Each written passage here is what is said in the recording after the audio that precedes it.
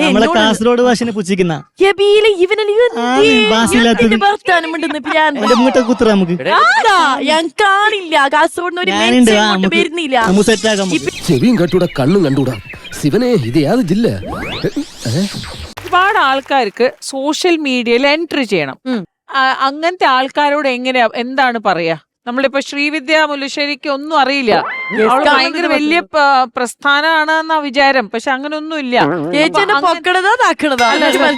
അല്ല, അങ്ങനത്തെ ഒരാളോട് എന്താ പറയാ?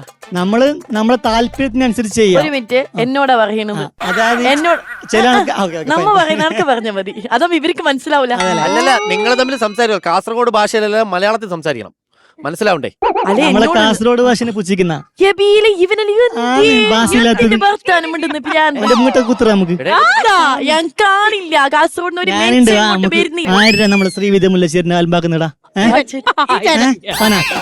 ഇത് കണ്ടോണ്ടിരിക്കുന്നവരെ പ്രിയപ്പെട്ട കാസർഗോഡാരുടെ പ്രത്യേക ശ്രദ്ധയ്ക്ക് ഞാൻ അങ്ങനെ മനസ്സിൽ പോലും ഉദ്ദേശിച്ചിട്ടില്ല. അവിടെ നിന്ന് ഇവിടെ തള്ളക്ക് വിളി കിട്ടാറുണ്ട്. അപ്പൊ ശ്വേത ചേച്ചി ചോദിച്ചതിനുള്ള ചോദ്യത്തിനുള്ള ഉത്തരം നമ്മുടെ മലയാളം ഭാഷയിലൊക്കെ പറഞ്ഞു. മണി മാത്രം വിചാരിച്ചുകൊണ്ട് നമ്മൾ ചെയ്ത് കഴിഞ്ഞാൽ നമ്മൾ എവിടെ എത്താൻ പോകുന്നില്ല. ചില ആൾക്കാർ അത് ചിലപ്പം 2 വീഡിയോ ചെയ്യും, ഇതൊന്നും ആയില്ല, അവിടെ ഡ്രോപ്പ് ചെയ്യും. അതല്ല, നമ്മൾ എഫേർട്ട് ഇട്ടുകൊണ്ടിരിക്കുക. ഒരു ഡേ നമുക്ക് എന്തായാലും നമ്മുടെ സക്സസ് ഉണ്ടാവും.